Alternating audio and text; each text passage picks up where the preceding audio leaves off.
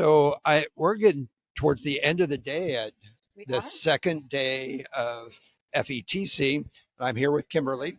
Why don't you tell us a little bit about who you are and where you're from, and then we'll get into our discussion.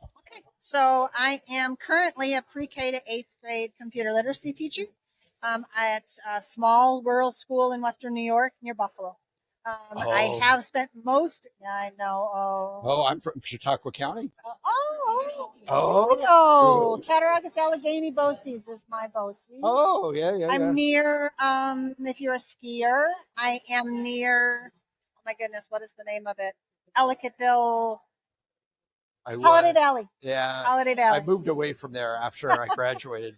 Yeah, Yeah. So, and I spent most of my career there and teaching Spanish and English, but now the last couple of years, it's been computer literacy. awesome, awesome. So we were talking about some concerns that you have in school safety, and of course, you being a computer literacy instructor, then we're also talking cybersecurity and so forth. But you brought up a very interesting point, and certainly we have those concerns about computer safety and the permanence of those footprints that they're leaving, their breadcrumbs Right. that they're leaving on And how that might affect them. how it might affect them and Sure. so forth.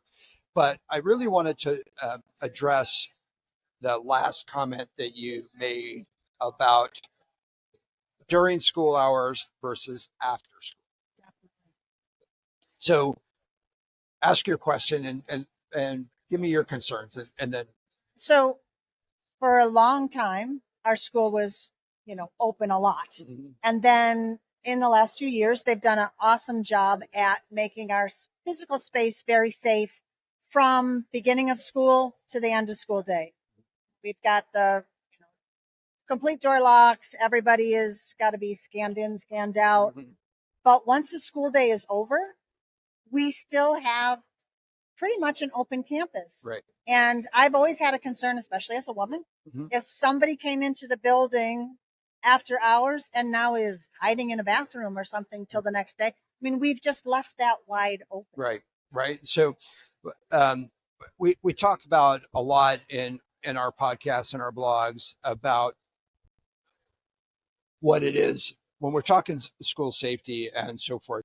And we focus on, as we should, we focus on those people who are inside our building. And there's two problems with that.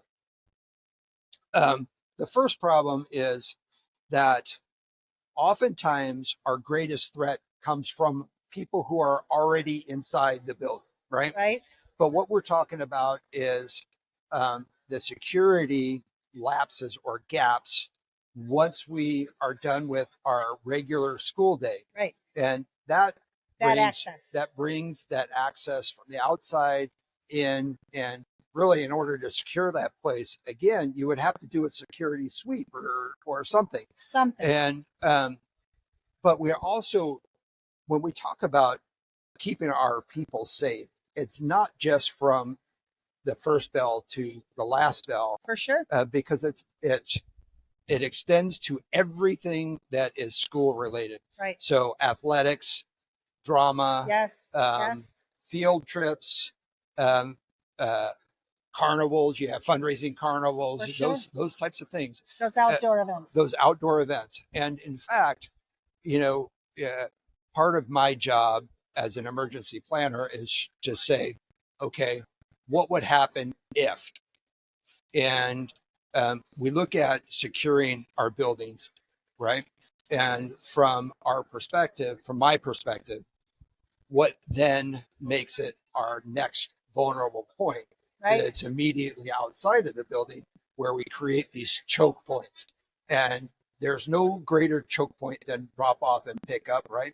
The second one is where these people are lining up to get into the football game or the basketball games or the soccer game or what have you. And so now our next phase, if your schools are working on or well on their way to securing your buildings, now we need to bring that out to the exterior. Sure. And so the way we do that is now just expand what we're doing, right? Beyond just security cameras that are outside. Yeah. But that brings in, we can have so we partner with a company called Zero Eyes who does, they put AI over the top of cameras that do gun detection, right? So, Awesome. not shot detection, but gun detection. Right. So, when you can detect those guns early, you can plant those cameras with that AI all over your campus. So now you have these cameras that are actually working for you in two functions, right? One, helping you secure these outdoor events, and two, as early warning. So if somebody walks through your parking lot with a firearm or what have you, then that can be picked up early and so you know it. So you know it before they get into the building. Super. And Sounds like a great thing. Yeah. So those are some of the things that from our perspective, that's where we would point you guys to, right? Well, thank you. Yeah. No, thank you.